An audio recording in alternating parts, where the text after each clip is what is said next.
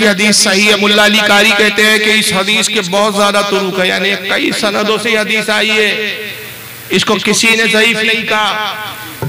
जब सही हदीसों से साबित है कि आका जिंदा है, मौजूद है, तो कितनी बड़ी बदबख्ती है कि ये कहा जाए कि नऊज़ बिल्लाह माज़ अल्लाह अस्तग़फिरुल्लाह नबी मरकर मिट्टी में मिल गए, नबी आज अपनी कब्र में जिंदा नहीं है। जो नबी को जिंदा माने वो काफिर है।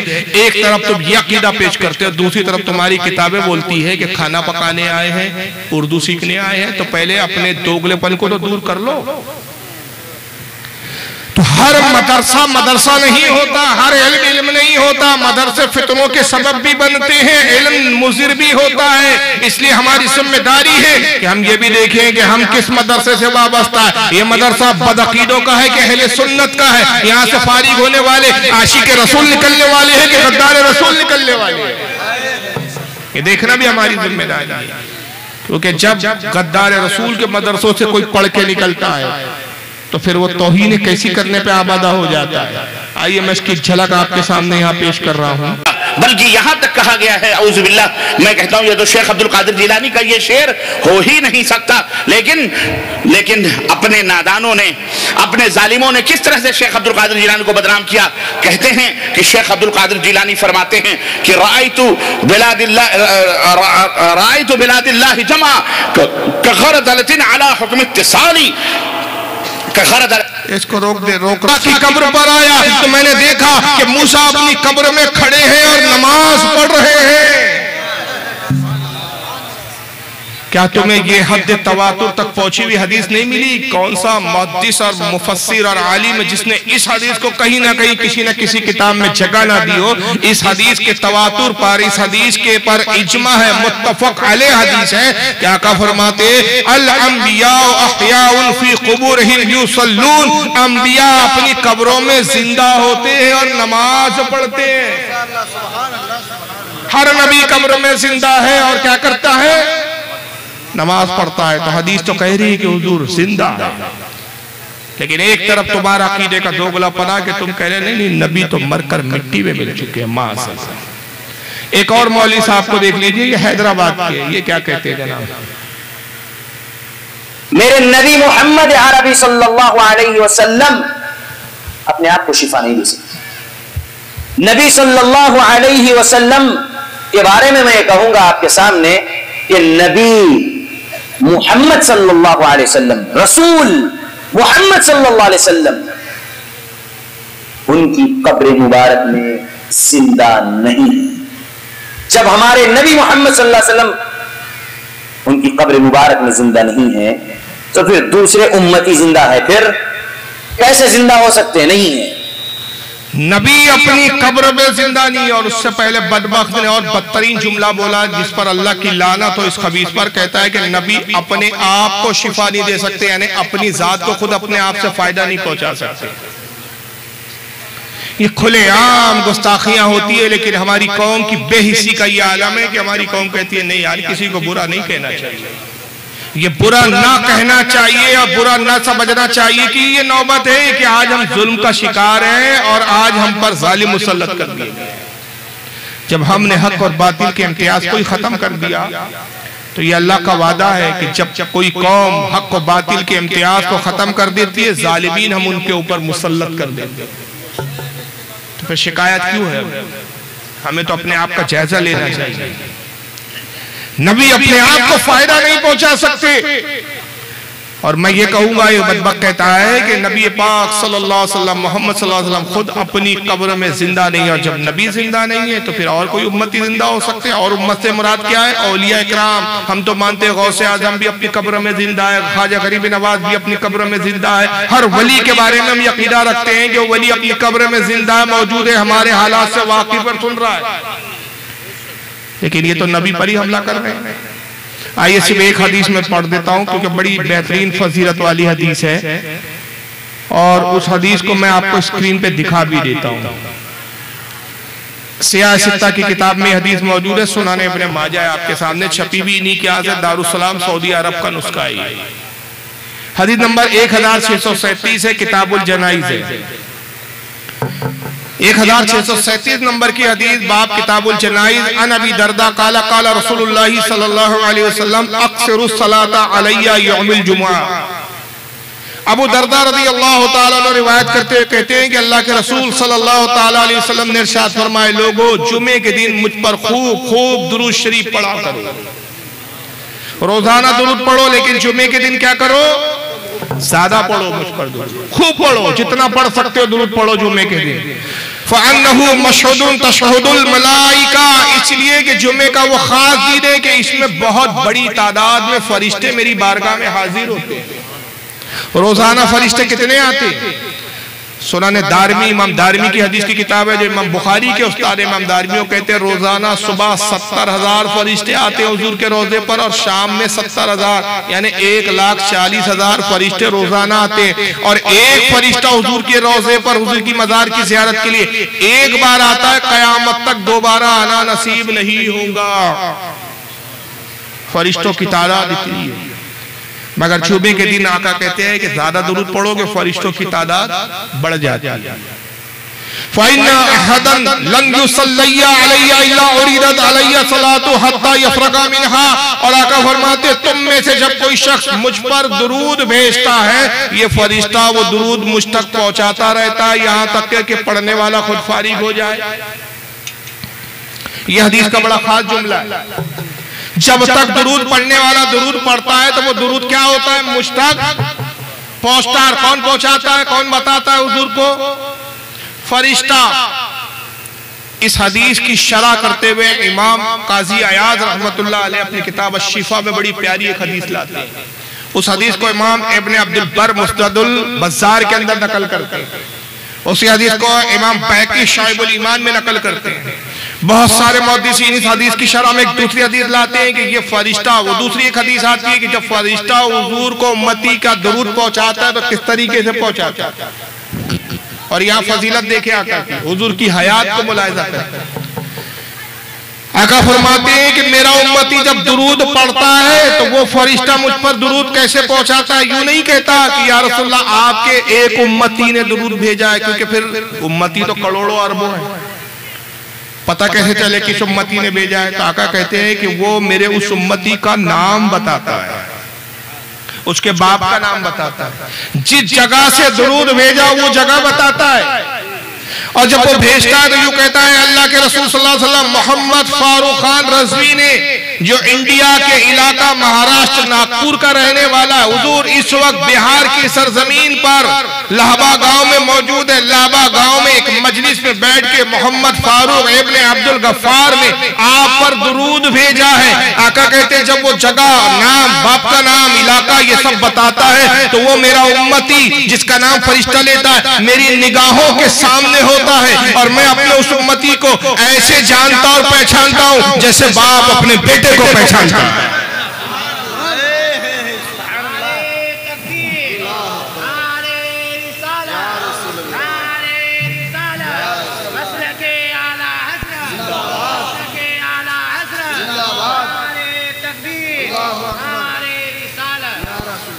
कितने बढ़कर हुजूर की आयत है। लेकिन आगे आई हदीस के अल्फाज, वो जो शुबा जो जाहिर होगा इससे पहले कि वो शुबा पैदा हो, वो एतराज पैदा हो।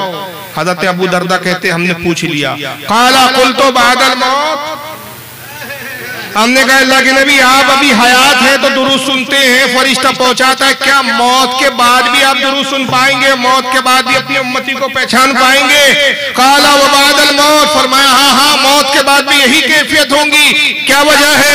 इन्नल्लाह हर्रमा अलल अर्दी अन तऊला अज़्ज़ादल अंबिया अलैहिमुस्सलाम फनबियुल्लाहि हय्युन युरज़क। क्या आका ने फरमाया बेशक अल्लाह ने जमीन पर हराम कर दिया है कि वो नबियों के जिस्मों को खाए। अल्लाह का नबी जिंदा होता है, हय्युन युरज़क, और उसको रिस्क भी दिया जाता है। कब्र में रिस्क भी से मुस्तफीज होता है, रिस्क भी तनावुल करता है। अब बताओ खाना जिंदे खाते हैं कि मुर्दे खाते हैं? और ये सुनाने इब्न माजा की हदीस सही है। मुल्ला अली कारी कहते हैं कि इस हदीस के बहुत ज्यादा तुरुक है, यानी कई सनदों से हदीस आई है, इसको किसी ने ज़ईफ नहीं कहा। जब सही हदीसों से साबित है कि आका जिंदा है, मौजूद है, तो कितनी बड़ी बदबख्ती है कि ये कहा जाए कि नऊज़ बिल्लाह माज़ अल्लाह अस्तग़फिरुल्लाह नबी मरकर मिट्टी में मिल गए, नबी आज अपनी कब्र में जिंदा नहीं है, जो नबी को जिंदा माने वो काफिर है। एक तरफ तुम ये अकीदा पेश करते हो, दूसरी तरफ तुम्हारी किताबें बोलती है कि खाना पकाने आए हैं, उर्दू सीखने आए हैं, तो पहले अपने दोगलेपन को तो दूर कर लो। तो हर मदरसा मदरसा नहीं होता, हर इल्म इल्म नहीं होता, मदरसे फितनों के सबब भी बनते हैं, इल्म मुज़िर भी होता है। इसलिए हमारी जिम्मेदारी है कि हम ये भी देखें कि हम किस मदरसे से वाबस्ता है। ये मदरसा बदअकीदों का है कि अहले सुन्नत का है, यहाँ से फारिग होने वाले आशिक रसूल निकलने वाले हैं कि गद्दार रसूल निकलने वाले हैं, ये देखना भी हमारी जिम्मेदारी है। क्योंकि जब गद्दार रसूल के मदरसों से कोई पढ़ के निकलता है तो फिर वो तौहीन कैसी करने पे आबादा हो जाता है। आइए मैं इसकी झलक आपके सामने यहाँ पेश कर रहा हूँ। इन साहब को सुन लीजिए, मौलवी मेहराज रब्बानी, आवाज चालू कीजिए भाई।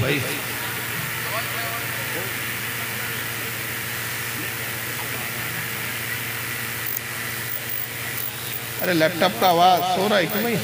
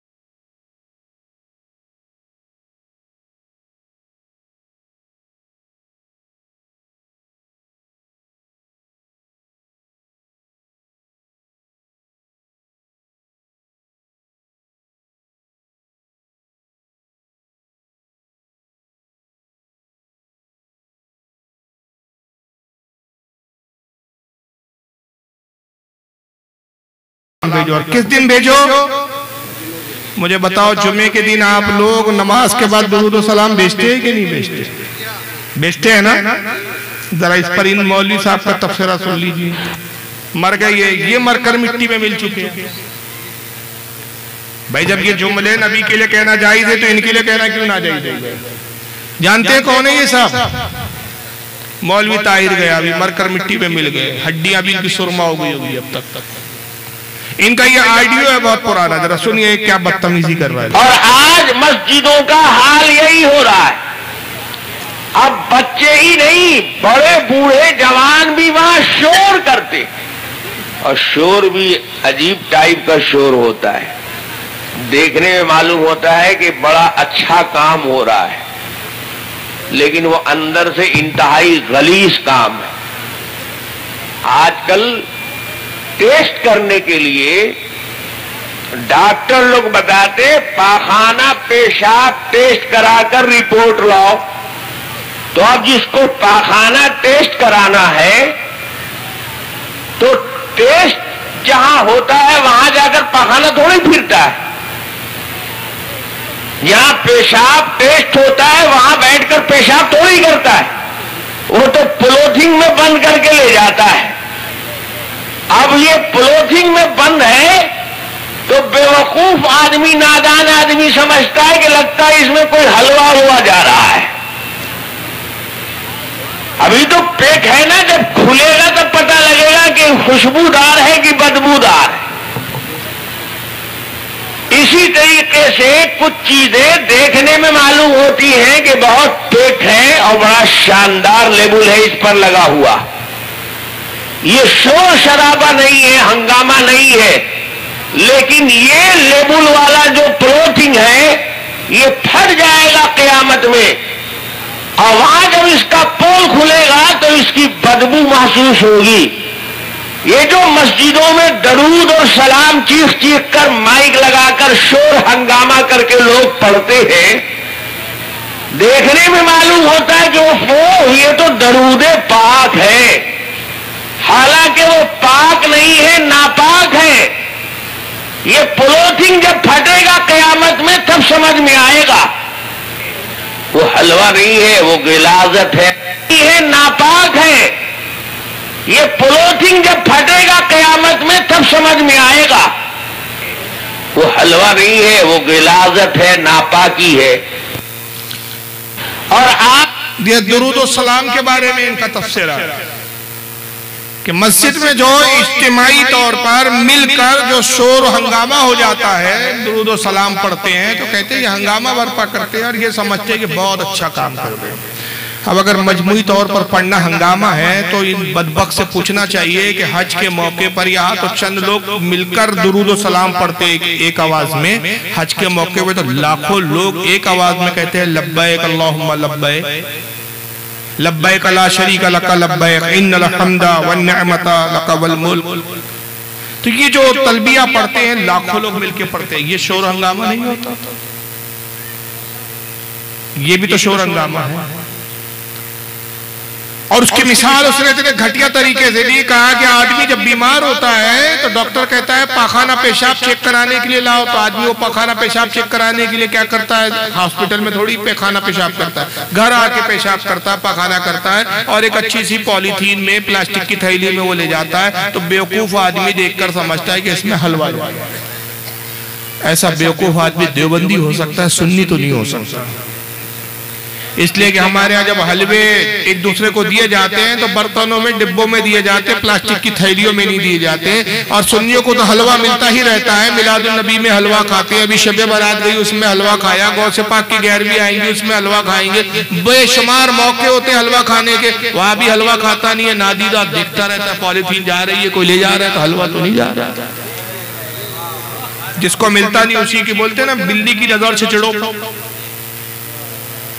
अब वो खुलता है तो पता चलता है कि ये तो गलाजत है, पाखाना पेशाब है, उसकी बदबू से पता चलता है। तो इसी तरह कुछ चीजें देखने में बड़ी भली मालूम होती है, लेकिन जब खुलती है तो पता चलता है। दुरूद और सलाम देखने में तो बहुत अच्छा मालूम हो रहा है, बड़ा नेकी और अच्छा काम लग रहा है, लेकिन ये नापाकी है, नापाक है। ये दुरूद पाक नहीं है, दुरूद नापाक। जो बदबक दुरूद और सलाम को नापाक बोले वो खुद कितना नापाक होगा। मेरा चैलेंज है, अगर ये अपने इस मुल्ला को नेक और अच्छा समझते कर इसकी कब्र खोद के दिखा दे, खुदा की कसम इतनी बदबू होंगी कि लोग उसकी बदबू से न मर जाए, जहन्नम में जल रहा होगा ये बदबक। और जब तक पूरी जिंदगी में रहा गुस्ताखियां करता रहा और गू और पाखाने से उसको इतनी मोहब्बत रही कि अगर इसके 10 बयानात आप नेट पे जाके सुनेंगे ना तो 10 में से 8 में पाखाना और गू की मिसाली देता है।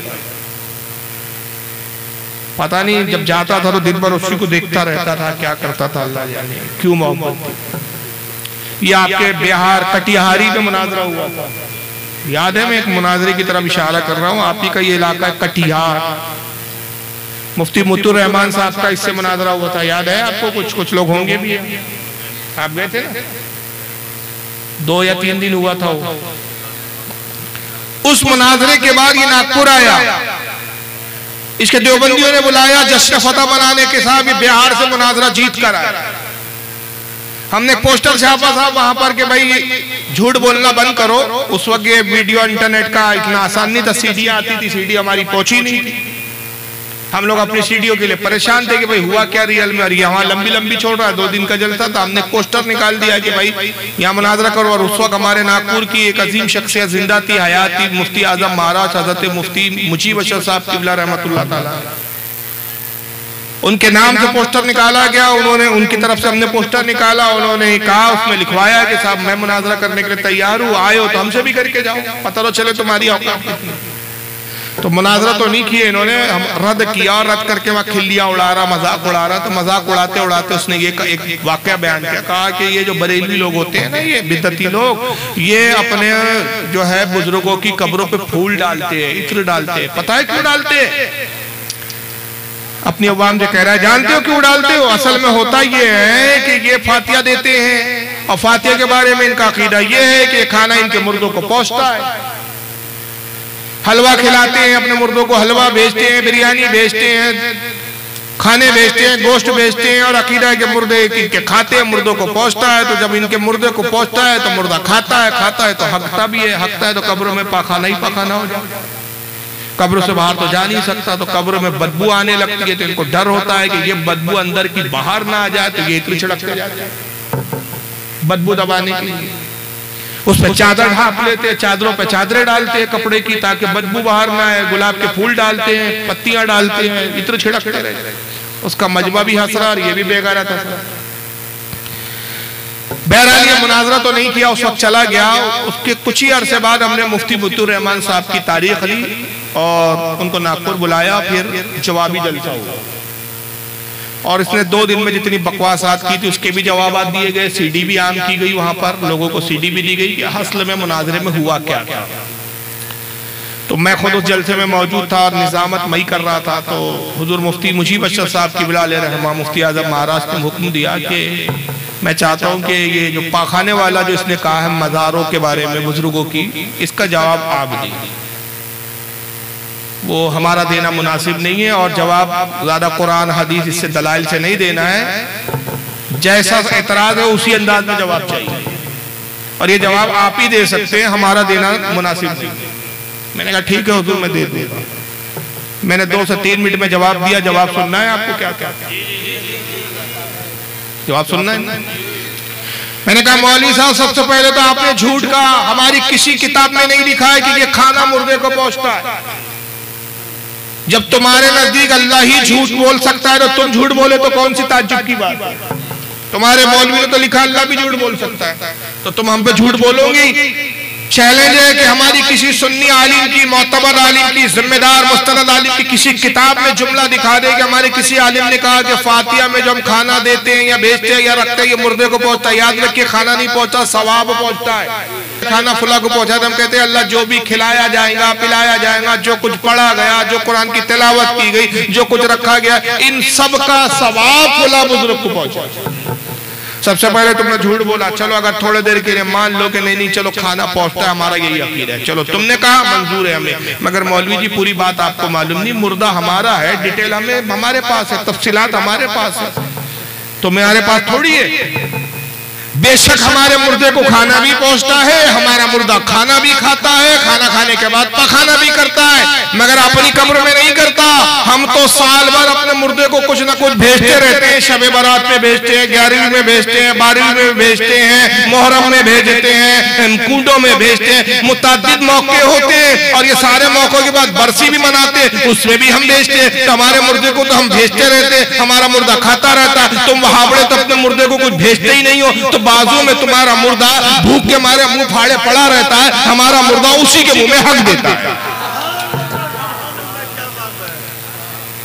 तो हम उसको शुक्र में उसकी हिम्मत अफजाई के लिए फूल और इतने के तोहफे पेश करते हैं कि कितने जबरदस्त सुन्नी हो, जमीन के ऊपर थे तो भी वहाबी को तपा रहे थे, अंदर भी सता रहे हो। ये हमारी तरफ से गुलाब के तोहफे कबूल करो।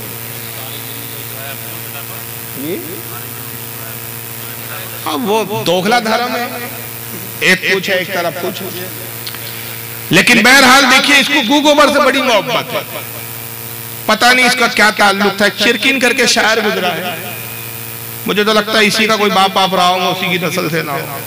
वो चिरकिन की आदत थी कि जब तक वो अपने अशार में पाखाना लफ्ज कहीं ना लाए तो उसकी अशार मुकम्मल ही नहीं होती। चिरकिन नाम था उनका। लोगों ने कहा कि एक तराई मुशायरा रखो, चिरकिन साहब को लिए ऐसा मिसरा रखो कि चाकर भी पखाना और हगना मुतना इसकी बात ही ना कर सके। तराई मुशायरा ये होता है कि एक शेर तंजीम और कमेटी की तरफ से दिया जाता है, उसी के मुताबिक उसी बहर और उसी रतीफ व काफिये पे शेर कहना होता है। मिसरा दिया गया, जो खींची तलवार है दरे कर्रार। अब मौला अली की फजीलत में शेर था, अब इसमें कहा पाखाना पेशाब आए। शोरा आए, उन्होंने अपने अपने कलाम पढ़े। अब सबकी नजर चिरकिन साहब पर देखे चिरकिन साहब क्या करते हैं। आज तो इनको अपनी फितरत बदलनी पड़ेगी। आज तो ऐसा गिरा लगानी है और ऐसा मिसरा है कि इस पर ये पाखाना पेशाब की बात ही नहीं कर सकते। लेकिन चिरकिन साहब भी अपनी फितरत से मजबूर थे। आए उन्होंने, जब उनकी बारी आई तो उन्होंने शेर पे गिरा लगाई, कहा जो खींची तलवार है दरे कर्रार में, खौफ के मारे फरफरा कर हक दिया लश्करे कुफार। लश्करे कुफार, वहां भी उन्होंने पाखाना पेशाबी लाया। तो आदमी अपनी फितरत से हटता नहीं है। तो इंसाफ की भी यही फितरत थी कि ये पेशाब पखाने की बड़ी मिसालें देते थे। हालांकि दुरूद व सलाम इतनी अजीम इबादत है अभी आप आका की हदीस सुन चुके कि हुजूर ने कहा मुझ पर जुमे के दिन कसरत से दुरूद भेजो।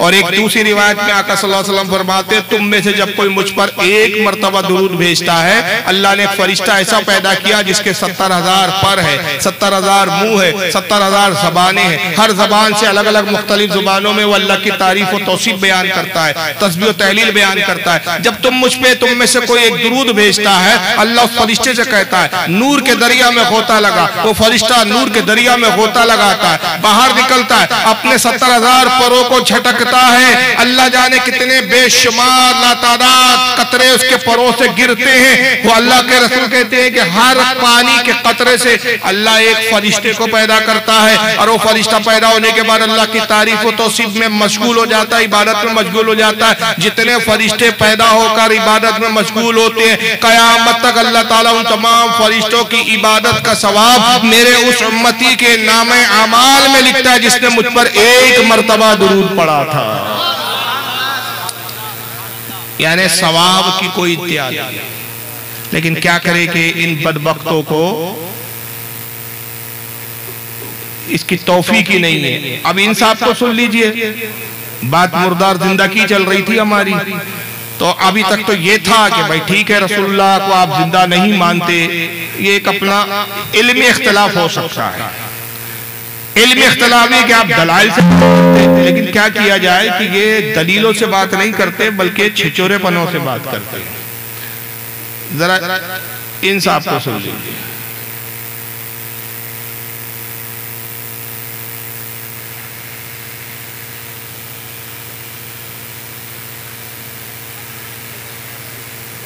पर्दा कर गए, पर्दा कर गए। इतना जलील किसी ने किया होगा? एक साहब लिखते हैं अपनी किताब में,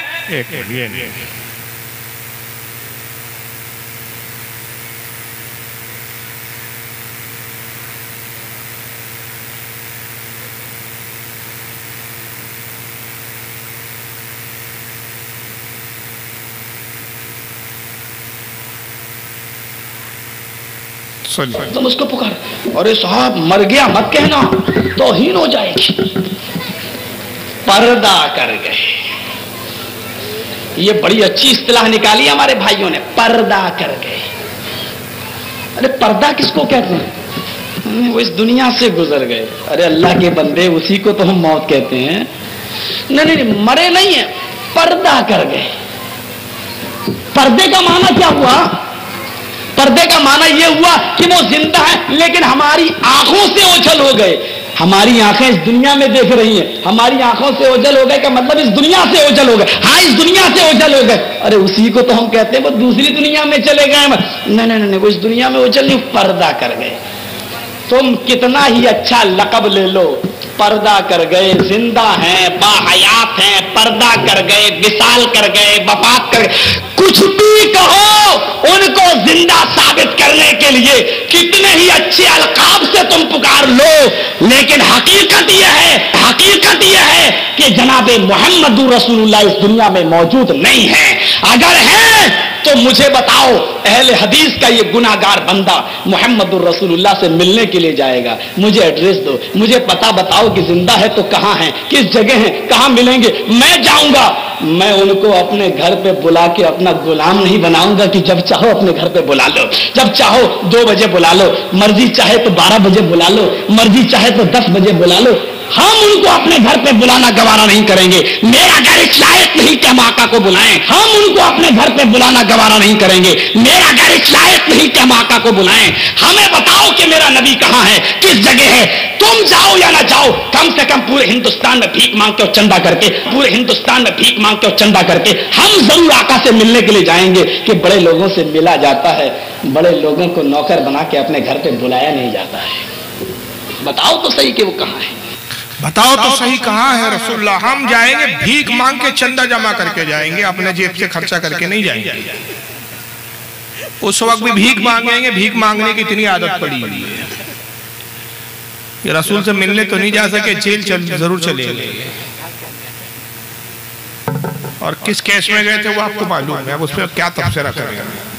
जेल जाना भी अलग अलग है, जेल जाना बुरा नहीं है, ये बात सुन लीजिए। बहुत से लोग अपनी कौम की खातिर जेल में जाते हैं। जंग आज़ादी के टाइम कितने मुजाहिदे जंग आज़ादी से जेलों में गए, आज हम उनको एहतराम करते, इज्जत से देखते हैं। जेल जाना बुरा नहीं है, सवाल ये कि किस जुर्म में जा रहे हैं, देखा ये जाता है। आज भी कई लीडर है जो अपनी कौम की खातिर जेल जाते हैं, तो वो लीडरों की लोग तारीफ करते, बुराई थोड़ी होती है। अब लेकिन कोई बलात्कार में चले जाए तो अफसोस की बात है। लेकिन ये कितना बड़ा गुस्ताख है, इसका अंदाज देखो, लबो लहजा देखो। नबी के बारे में बात कर रहा है लेकिन लहजा इसका कितना गुस्ताखाना बेअदबाना है। बदबक कहता है कि नबी जिंदा है तो मुझे एड्रेस दो, पता बताओ, इसको एड्रेस दो, पता बताओ, इसको मालूम नहीं रसूलुल्लाह कहाँ है। भाई आपको पता है हुजूर कहाँ है? सरकार मदीने में। हमारे अहले सुन्नत और जमात का अकीदा ये है कि हुजूर सल्लल्लाहु अलैहि वसल्लम अपनी कब्र मुबारक में जिंदा है। जैसा कि अभी हदीस आप सुन चुके, इन्नल्लाह हर्रमा अलल अर्दी अन तक़ूल अज्जादुल अंबिया अलैहिमुस्सलाम, बेशक अल्लाह ने जमीन पर हराम कर दिया कि वो नबियों के जिस्मों को खाए। अल्लाह का नबी जिंदा है, फनबियुल्लाहि हय्युन युरज़क़, अल्लाह का नबी जिंदा है और उनको रिज़्क़ दिया जाता है। अल-अंबिया अहयाउन फी कुबूरिहिम युसल्लून, नबी अपनी कब्र में जिंदा होते हैं और नमाज पढ़ते हैं। ये हदीस बता रही है। तो मरकज होता है हुजूर का जो घर है, मरकज है वो कब्र है, और वो कब्र उतनी ही नहीं है बल्कि उसकी कोई लिमिट नहीं है। इसलिए क्या आका कहते हैं, आम नेक बंदे की कब्र इतनी वसी होती है, जहां तक उसकी निगाह होती है वहां तक उसकी कब्र की वसअत होती है। तो हुजूर की कब्र की कोई इंतहा नहीं, लेकिन सरकार को यह अख्तियार है कि जब चाहे, जहां चाहे, जिससे मिलने के लिए आप चाहे, जिस पर करम फरमाए, आप अपनी कब्र मुबारक से तशरीफ ले जा सकते हैं। यह हमारा अकीदा है। इन मौलवी साहब को नबी के बारे में पता ही नहीं, एड्रेस दो, पता बताओ। अब अगर ऐसी चाहलाना कोई सवाल करे तो कल कोई गैर मुस्लिम इसके पास आएगा और इसे कहेगा कि भाई मैं कुरान पढ़ रहा हूं, मैंने कुरान में पढ़ा है कि कुरान में अल्लाह फरमाता है हय्युन, अल्लाह भी हई है, हय्युल क़य्यूम। आयतुल कुर्सी में अल्लाह ने फरमाया कि वो जिंदा है और लोगों को जिंदगी अता फरमाता है। तुम्हारा रब भी जिंदा है, तो अगर रब जिंदा है और है तो कहाँ है, मुझे दिखाओ, एड्रेस दो, पता बताओ। तो इसका बाप भी नहीं दे सकता। फरिश्ते हैं, फरिश्ते हैं या नहीं? फरिश्ते नजर नहीं आते। सूरह कद्र में अल्लाह फरमाते हैं हर शबे बारात की रात को बेशुमार फरिश्ते आसमान से जमीन पर नाज़िल होते हैं, सलाम करते हैं। तनज़्ज़लुल मलाइका, फरिश्ते नाज़िल होते हैं। हत्ता क्या तनज़्ज़ुल मलाइका वर्रूह फिया बिइज़्निही, अल्लाह के हुक्म से फरिश्ते नाजिल होते हैं। अब मोमिन बंदों से मुलाकात करते हैं, सलाम करते हैं, मगर आज तक हमें फरिश्ते नजर जाहिरी तौर पर नहीं आए। आका फरमाते हैं कि हर मोमिन के घर में रहमत के फरिश्ते होते हैं, उस घर में फरिश्ते नहीं होते जिस घर में जानदार की तस्वीर या कुत्ता हो। तो मोमिनों के घर में है मगर हमको जाहिरी तौर पर नजर नहीं आते। अल्लाह के रसूल की हदीस है हर मोमिन के कांधे पर 2 फरिश्ते करामन कातिबीन, जो बंदे के अच्छे और बुरे अमाल को लिखते हैं। लेकिन किसी के कांधे को आप फाड़ के चीर के देख लो, दिखते हैं आपको। जर्जिस मिल जाए तो जर्जिस का ही कांधा चीरना शुरू कर दो, फाड़ना शुरू कर दो और वो चीखे क्या कर रहे हो भाई, वो तो फरिश्ते देख रहे हैं, दिखते नहीं है। फरिश्ते कहाँ है, दिखा, इसका बाप भी नहीं दिखा सकता। तो ना दिखना ना होने की दलील नहीं होता है। हवा है नजर नहीं आती, फरिश्ते है नजर। ईमान है कि कब्र में मुर्दे को डालने के बाद या तो अजाब होता है या उसके लिए जन्नत की खिड़की खोल दी जाती है। बेशुमार हमने कब्रें खोल दी, आज तक हमको ना जहन्नम की खिड़की दिखी कब्र में, ना जन्नत की खिड़की दिखी। मगर हमारा अकीदा है, ईमान है, और यही ईमान है तो हम मुसलमान हैं। इसमें हमने शक और शुबा किया तो ईमान से हम खारिज। तो ये कैसे बेगैरत मुसलमान है कि इसका ये ईमान नहीं कि आका मौजूद है। एड्रेस दो, पता बताओ, चंदा जमा करके मैं मिलने जाऊंगा। अब उसके बाद इसका सारा जोर इस पर है कि भाई सुन्नी लोग जो अदब में ये कहते हैं कि पर्दा कर। हम ये नहीं कहते रसूलुल्लाह मर गए। हमारा अकीदा इस बारे में ये है कि वादे इलाही के तहत अल्लाह का वादा है, कुल्लो नफ्सिन ज़ायक़तुल मौत, हर नफ्स को, हर जानदार को मौत का मजा चखना है। तो इस वादे इलाही के तहत रसूलुल्लाह सल्लल्लाहु अलैहि वसल्लम को भी एक आन के लिए मौत आई, एक आन के लिए, और फौरन आपकी रूह पाक आपके जिस्म में लौटा दी गई, आप जिंदा। ये हमारा अकीदा है। तो हुजूर को भी मौत आई लेकिन हुजूर जिंदा है। अब ये कहता है नहीं साहब तुम पर्दा कर गए बोलो तब भी मतलब ये हुआ कि हाँ मर गए। तुम कहो नहीं नहीं हमारी निगाहों से उजल है तो मतलब तो यही हुआ कि मर गए। तुम कितने ही अच्छे अलकाब लगा लो, पर्दा कर गए, निगाहों से उजल हो गए, हमें नजर नहीं आते, हम देख नहीं सकते, कितने ही अच्छे अलकाब लगा लो, हकीकत तो यह है कि जनाब मोहम्मद रसूलुल्लाह सल्लल्लाहु अलैहि वसल्लम इस दुनिया में मौजूद नहीं है, जिंदा नहीं है। यानी हकीकत यह है कि मर गए तो मर गए, मर गई बोलो। तो मैं कुरान से एक आयत पेश करता हूँ, उसी में जवाब है। वो जवाब बहुत तफसील से बहुत ज्यादा दिए जा सकते हैं, उसकी इतनी हाजत नहीं है। आप आइए सूरह नहल उठाइए, पारा नंबर 14 आयत नंबर 4। अल्लाह ताला इंसान की हैसियत बता रहा है कि इंसान है क्या, कैसे तख्लीक हुई। अल्लाह फरमाता है खलक़ल इंसान मिन नुत्फ़तिन फ़इज़ा हुवा ख़सीमुम मुबीन। अल्लाह फरमाता है कि हमने इंसान को एक गंदे नुत्फे से पैदा किया, एक गंदे पानी से पैदा किया, इसीलिए वो झगड़ालू है। इंसान जो झगड़ता है, ये झगड़ने की फितरत उसमें किस बात की बुनियाद पर है कि उसको हमने कैसे खल्क़ किया, नुत्फे से। नुत्फा क्या होता है? गंदा पानी। नुत्फे का तर्जुमा होता है गंदा पानी। कितना गंदा, कितना नापाक पानी कि जब खारिज हो जाए तो गुस्ल फर्ज हो जाता है, कपड़ों पे लग जाए कपड़े नापाक हो जाते हैं। उस हाल में ना नमाज पढ़ सकता है, ना कुरान छू सकता है। तो इंसान की असल हकीकत है कि इंसान गंदा पानी है, गंदा नुत्फा है। तो जर्जिस भी जिस चीज से पैदा हुआ वो क्या है? अरे बोलो यार, हकीकत है या नहीं?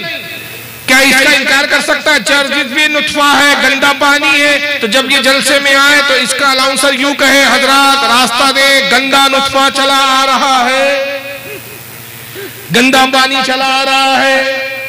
और कोई एतराज करे कि भाई आपने मौलाना को गंदा नुत्फा गंदा पानी क्यों कहा, तो फौरन जवाब में कह दिया जाए इसी के लब लहजों में कि इनको हजरत कहो, मौलाना कहो, हुजूर कहो, किबला कहो, काबा कहो, कुछ भी कहो, हकीकत तो ये है कि है तो गंदा ही नुत्फा। तो ये चीज अपने लिए ये कबूल नहीं करेंगे, कोई भी इनका मौलवी इनके लिए कबूल नहीं करेगा। ये खुद इस हकीकत को नहीं कहेंगे। हर औरत अपने शौहर की जोरू होती है। क्या ये अपनी माँ को माँ कहने की बजाय ये कहता है कि ऐ मेरे बाप की जोरू? और क्या बाप को ये कहता है? हकीकत तो ये है कि बाप को खसम भी कहा जाता है, ऐ मेरी माँ के खसम। इस तरह का जुमला अगर कोई कहे तो उसको बेअदबी मानी जाती है। इसलिए ये तो है कि रसूलुल्लाह को वादे इलाही के तहत मौत आई, लेकिन जब हदीस बयान है, हदीस मौजूद है कि हुजूर जिंदा है, तो फिर हुजूर को हम मुर्दा नहीं कहते, बल्कि अदब में हम क्या कहते? पर्दा। हमारी निगाहों से उछल हो गए। तो बहरहाल ये जर्जिस साहब का एक वीडियो मैंने आपके सामने पेश किया। आइए एक चीज और देखते चले कि किस तरह की गुस्ताखी अभी हाल ही में आजकल एक साहब बहुत चल रहे हैं, इनको नौजवान अक्सर बहुत ज्यादा सुनते हैं।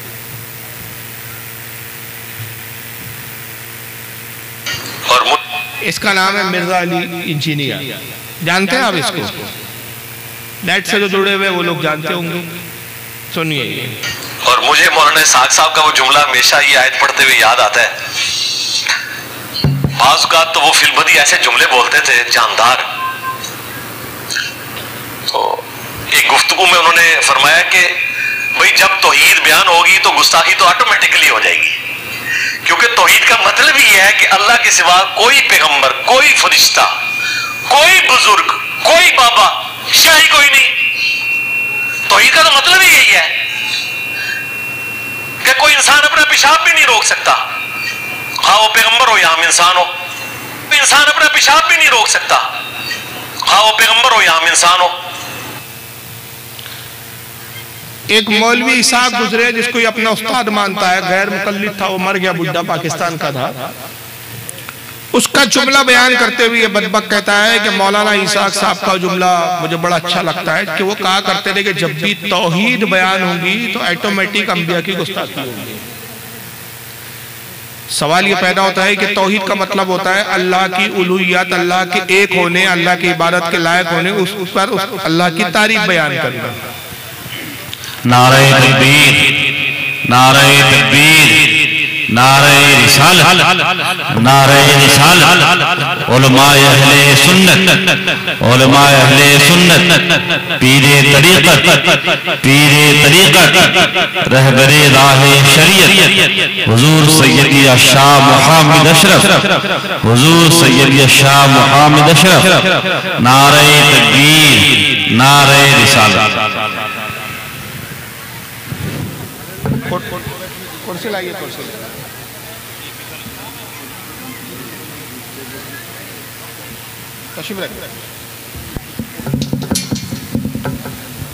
तशरीफ रखिए। पीरे तरीक़त की आमद है। अल्लाह ताला हज़रत के फ्यूज़ व बरक़ात से आपको मुझे हम सबको मुस्तफ़िज़ फरमाए और आले रसूल के फैज़ से यहाँ भी और बरोज़ क़यामत भी हमें मुस्तफ़िज़ फरमाए।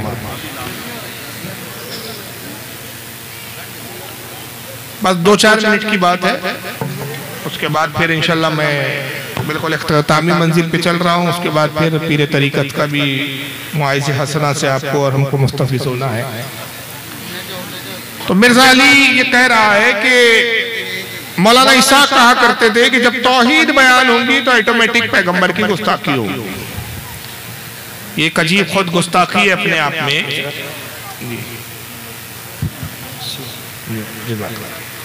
ये खुद अपने आप में गुस्ताखी है कि ये कौन सा तरीका है कि अल्लाह की तारीफ, अल्लाह की तौहीद बयान हो तो नबी की तौहीन हो। भाई अगर आपसे कहा जाए कि आप अपने वालिद की तारीफ बयान कीजिए तो क्या आपको अपने वालिद की तारीफ बयान करने के लिए अपने चचा की तौहीन करनी पड़ेगी?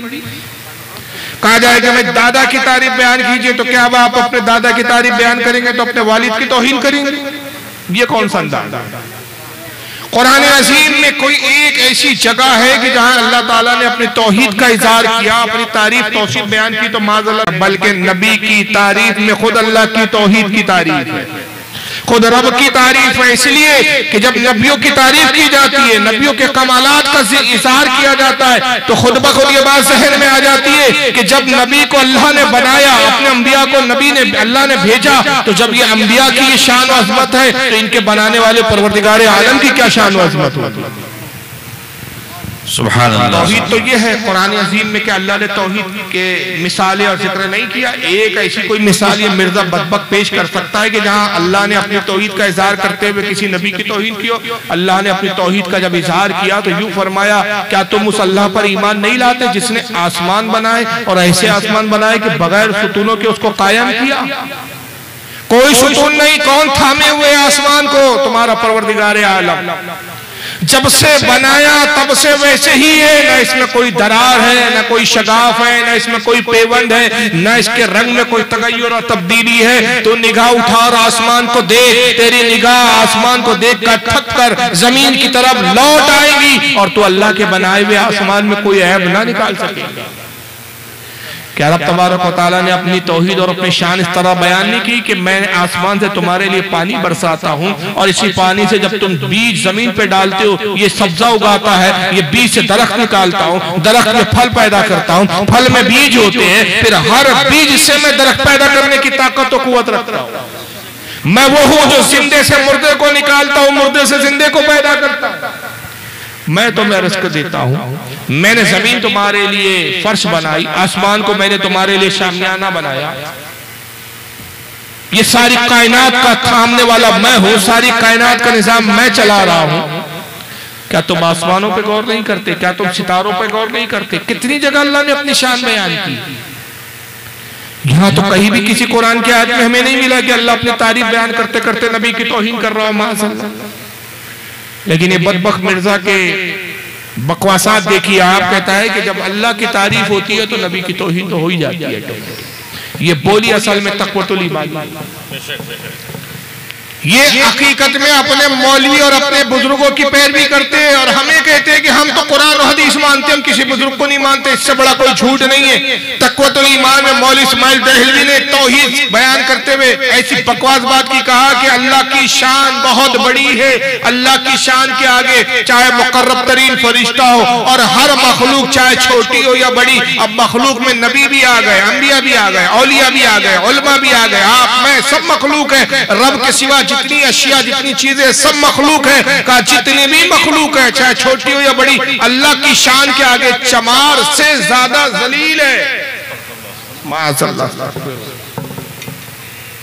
चमार की तो हैसियत है लेकिन इनकी उतनी भी हैसियत नहीं।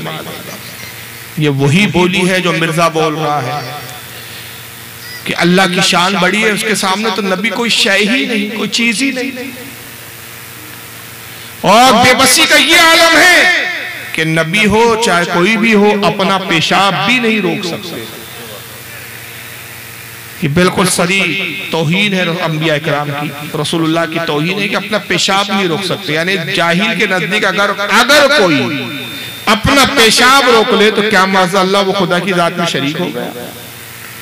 अल्लाह पेशाब पाखाने से पाक है इसलिए वो खुदा है। ये तौहीद की तारीफ नहीं है, ये घटिया तारीफ है। क्योंकि बहुत सारी ऐसी जातें और ऐसी शख्सियात है कि जो पेशाब पाखाने से मुनज़्ज़ा और मुबर्रा है। दलील दे दूं मैं, जनाब ईसा अलैहिस्सलाम कहाँ है? बोलिए कहाँ है? अरे पता है या नहीं आपको यार? आसमान में है ना। कितने सालों से है?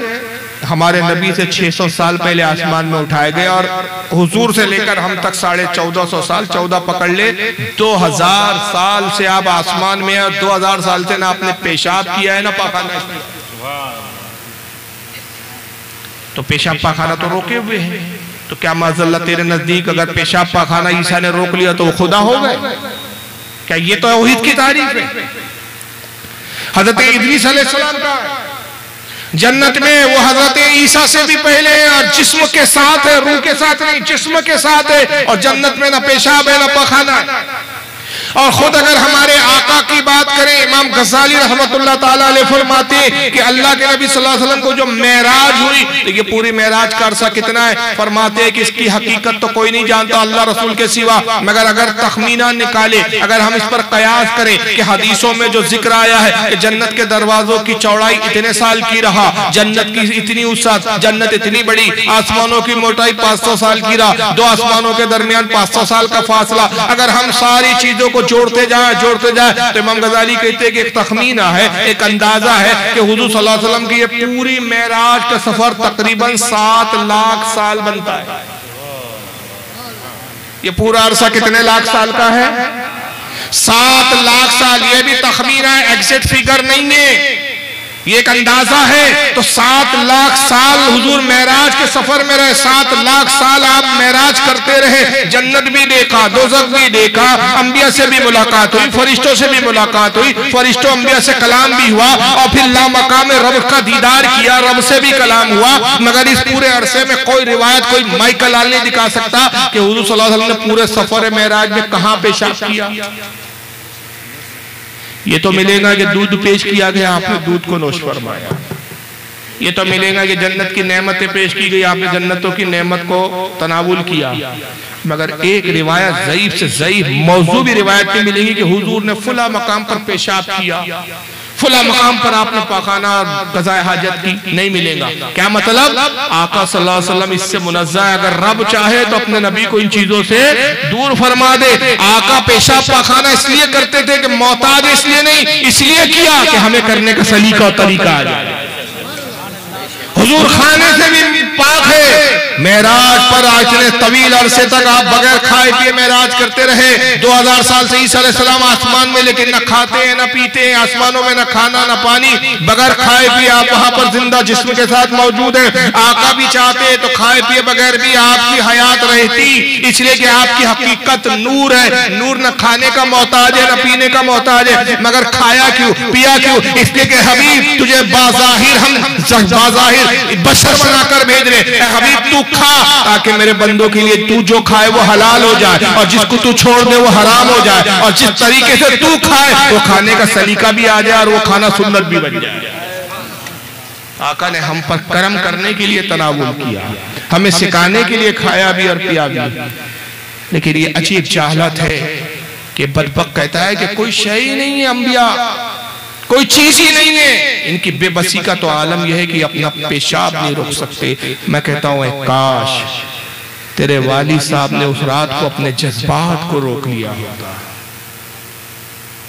यार बहुत लपेट के बोल रहा हूं और बहुत बेहिसी है आप। हमारे यहाँ तो इशारों की ही तकरीरों को बहुत ज्यादा समझते, ज्यादा खुलकर बोलो तो पसंद ही नहीं करते, मगर आप लोग बिल्कुल तकरीर सुनने का मूड ही नहीं है, मजाज ही नहीं है यहाँ। मैंने एक ऐसा जुमला बोल दिया है कि बात खत्म हो गई, इसकी पूरे रद्द हो गए, इसका तर्जमा नहीं कि काश उस रात इसके वालिद ने अपने जज्बात को रोक लिया होता, यह नतीजा बराबर ना होता। जब बेमौके बेजज्बात जाहिर हो जाते हैं तो ऐसे नतीजे निकलते हैं, और फिर नतीजा ये होता है कि ऐसे बदबख्त तौहीदें करते हैं, गुस्ताखियां करते हैं, यहाँ तक कि नबी तो छोड़िए, नऊज़ुबिल्लाह मिन ज़ालिक, देखिए हज़रत उमर को भी नहीं छोड़ा इसने बदबख्त। अस्सलातु खैरुम मिनन नौम सैयदना उमर ने क्यों दाखिल किए? क्या उनको बिदअत इजाद करने का इख्तियार था? सैयदना उमर हो या कोई बड़े से बड़ी पर्सनैलिटी हो, किसी को इस्लाम में बिदअत दाखिल करने का कोई इख्तियार नहीं है, क्योंकि नबी इस्लाम ने कैटेगोरिकल मेंशन कर दिया, बुखारी मुस्लिम में मौजूद है कि आप सल्लल्लाहु अलैहि वसल्लम फरमाया मन अहदथ फी अम्रिना हाज़ा फहुव रद्द, जिसने हमारे दीन में कोई चीज दाखिल की वो मरदूद है, चाहे कोई भी करे। तो ये बहुत बड़ा झूठ बोला गया खुसूसन हनफी उलमा के। इससे सवाल हुआ, शायद आवाज थोड़ी सी समझ में नहीं आई आपके, मैं सुना देता हूँ थोड़ा, क्योंकि साउंड में थोड़ा सा इफेक्ट है इसके। किसी ने सवाल किया कि अजान में, फजर की अजान में अस्सलातु खैरुम मिनन नौम का ये इजाफा हज़रत उमर ने किया, तो क्या ये बिदअत नहीं है? तो ये मरदूद खबी जवाब देता है कि हाँ ये बिदअत है, और बिदअत की इजाद और दीन में बिदअत को शामिल करने का हक किसी को नहीं, चाहे वो हजरत उमर हो या कोई और उससे बड़ी पर्सनालिटी हो, किसी को बिदअत दाखिल करने का नहीं है। और ये हनफियों का झूठ है कि हजरत उमर ने दाखिल किया इसको तो बिदअत नहीं है, ये बिदअती है। यानी इसके नजदीक हजरत उमर फारूक आजम भी बिदअती, यही एक साइसुद की औलाद है। सहाबा तक इसके नजदीक जो है नऊज़ुबिल्लाह मिन ज़ालिक बिदअत से पाक नहीं है, गुनाहगार है। इस जाहिल को अपने अक्ल पर बड़ा नाज है और अक्ल के घोड़े दौड़ाता है, और उस अक्ल की बुनियाद पे कह रहा है। बुखारी मुस्लिम में हदीस है कि अल्लाह के नबी ने फरमाया जिसने हमारे दीन में कोई चीज ईजाद की वो मरदूद है, तो किसी को हक नहीं है। तो सबसे पहले तो मैं इसका जवाब दे दूं कि दो रिवायतें मौजूद है। एक रिवायत तो यह है कि अजान में ये जुमले अस्सलातु खैरुम मिनन नौम ये खुद सरकार ने शामिल किया, पहली तो ये भी एक रिवायत है। और रिवायत यह है कि हज़रत बिलाल रज़ी अल्लाह ताला अन्हु की आदत करीमा थी कि रोजाना फजर के लिए जब आजान देने के लिए आप जाते तो सरकार के हुजरे के करीब से गुजरते तो आप सलाम पढ़ते और जोर से कहते अस्सलातु वस्सलामु अलैका या रसूल अल्लाह। मकसद ये होता है कि अगर हुजूर आराम फरमा रहे हो तो हुजूर मेरी आवाज से बेदार हो जाए और नमाज फजर की तैयारी में मसरूफ हो जाए। लेकिन एक दिन ये हुआ इत्तेफाक से कि हजरत बिलाल गुजरे, सदराती ठंडी की रात थी और लोग ठंड की वजह से अपने घरों में दुबके पड़े हुए थे।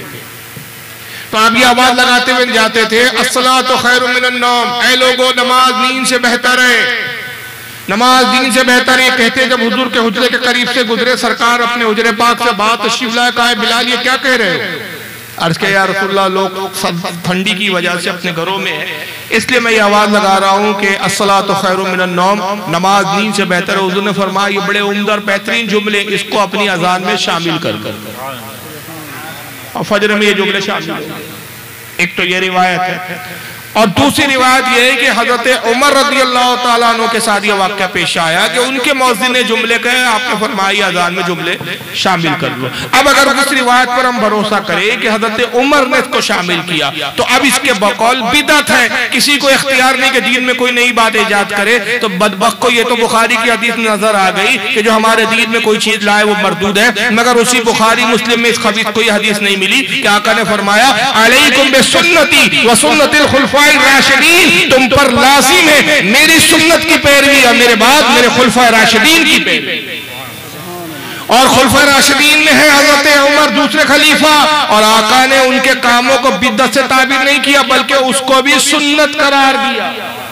अपने अमल को भी सुन्नत फरमाया, वह सुन्नतिल खुलफाए राशिदीन, और खुलफा के अमल को भी आपने सुन्नत करार दिया।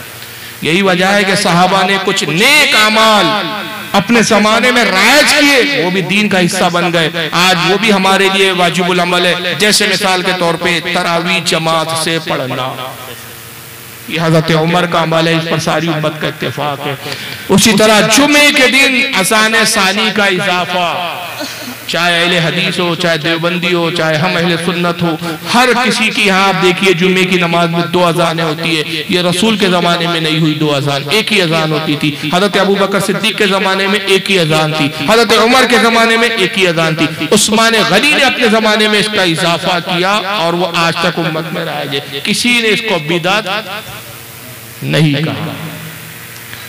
यहां तक के मेहराब बनाई जो जाती है आज, पक्की मेहराब, इसकी बुनियाद रखने वाले सबसे पहले शख्स अमीर माविया है। अमीर माविया से पहले इस तरह की मेहराबें नहीं बनाई जाती थी। आज कौन सा वहाबी है जिनकी मस्जिदों में मेहराब नहीं बनती? तो सहाबा का अमल भी हमारे लिए हुज्जत होता है, उसको बिदअत नहीं कहा जाता। और यहाँ तक के कि ये आखिरी वीडियो देखें और इसी पर मैं इख्तिताम करूंगा। किसी को कोई अगर अकीदे के हवाले से कोई सवाल पूछना हो तो पूछ सकता है वो। अब ये सुनिए, और भाई ये कुरान के बारे में है, नबी की हर बात के बारे में नहीं है कि अल्लाह की वही से होती है, नहीं। वरना तो नबी सल्लल्लाहु अलैहि वसल्लम की जो इज्तिहादी गलतियां हैं, वरना तो नबी सल्लल्लाहु अलैहि वसल्लम की जो इज्तिहादी गलतियां हैं, गुनाह नहीं, इज्तिहादी गलतियां, जिस पे अल्लाह ने गिरफ्त की है, जिस पे अल्लाह ने गिरफ्त की है, मुनाफिकीन का जनाजा पढ़ना, वो अल्लाह की वही से पढ़ा था, बाद में मना कर दिया। इसके नजदीक नबी से भी इज्तिहादी गलतियां होती थी, अल्लाह गिरफ्त करता था। और कुरान अज़ीम में जो अल्लाह ने फरमाया कि हमारा नबी अपनी मर्जी से कुछ नहीं कहता जब तक हम वही नहीं नाजिल करते। तो अहले सुन्नत का तो ये कहना है कि हर अमल अल्लाह ताला की मिन जानिब अल्लाह होता है, अल्लाह की मर्जी से होता है। मगर ये कहता नहीं साहब, इसका ये मतलब नहीं है कि हुजूर का हर अमल अल्लाह के हुक्म और वही से है, बल्कि सिर्फ कुरान की आयतों के बारे में। बाकी तो बहुत सारी चीजें ऐसी कि जो नबी करते थे वो इज्तिहाद करते थे, उसमें गलती होती थी। इस खबीस जाहिल को यही नहीं मालूम कि इज्तिहाद मुज्तहिद करता है, नबी मुज्तहिद से भी ऊपर होता है। नबी का अमल ही शरीयत होता है, नबी का अमल ही शरीयत होता है। नबी इज्तिहाद नहीं करता, कुरान और हदीस के मुताबिक मुज्तहिद इज्तिहाद करता है। नबी से जो फेल सरजद हो जाए वो शरीयत बन जाता है। इसकी बहुत सारी मिसालें हैं, वक्त नहीं है, सिर्फ एक मैं मिसाल देता हूँ। आका सल्लल्लाहु अलैहि वसल्लम की हदीस पाक है, सरकार फरमाते हैं कि उम्मत का नबी जो चीज नापसंद कर दे अल्लाह ताला उम्मत पे वो हराम फरमा देता है।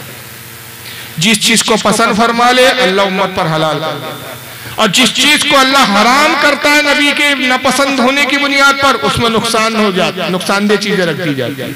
और नबी उस चीज को पसंद कर ले अल्लाह उस चीज में फायदे रख देता है। हजरत दाऊद अलैहिस्सलाम, फिर आपका मिसाल देते हैं, दाऊद अलैहिस्सलाम को ऊंट की चर्बी, ऊँटनी की चर्बी से पसंद नहीं थी।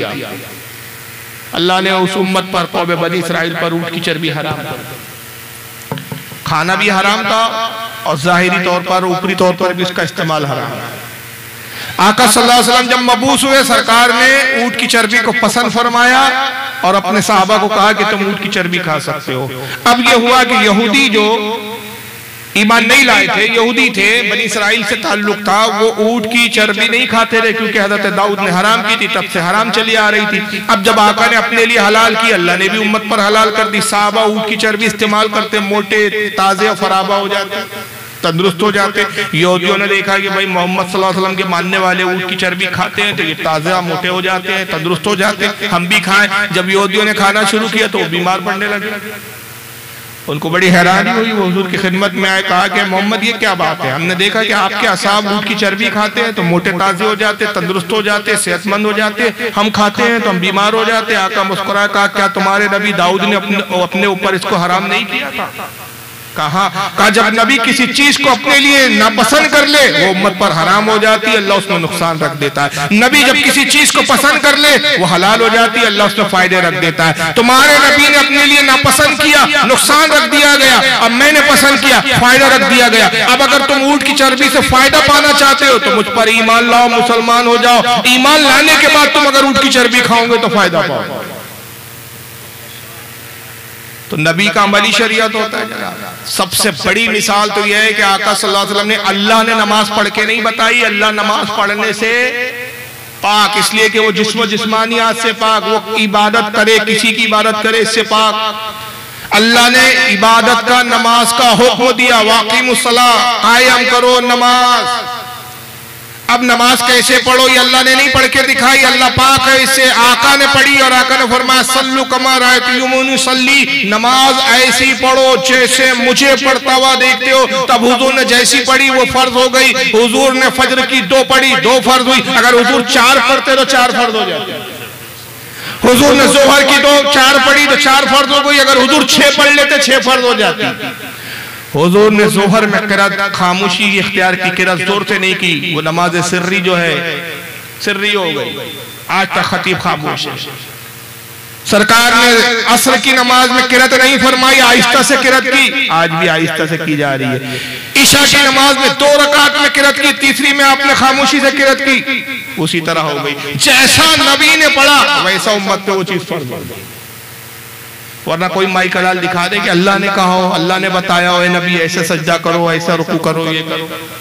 हाँ ये है कि जिब्रील ने तरीका सिखाया, तरीका बताया, मगर जिब्रील की सुन्नत नहीं कहलाती। भाई ये 2 रकात नमाज सुन्नत है, तो आपने कभी सुना है कि जिब्रील की सुन्नत है? क्या कहा जाता है? नबी की सुन्नत। तो नबी का अमल ही वो होता है। और उसी को हदीस की 3 किस्मों में तकसीम किया गया। एक होता है हदीस कौली, हदीस फेली, हदीस तकरीरी या सुकूती। तकरीरी और सुकूती दोनों बोलते हैं तीसरी को। कौली क्या है? आका जो कुछ फरमा दे वो हदीस कौली है, वो भी शरीयत है, हुक्म है।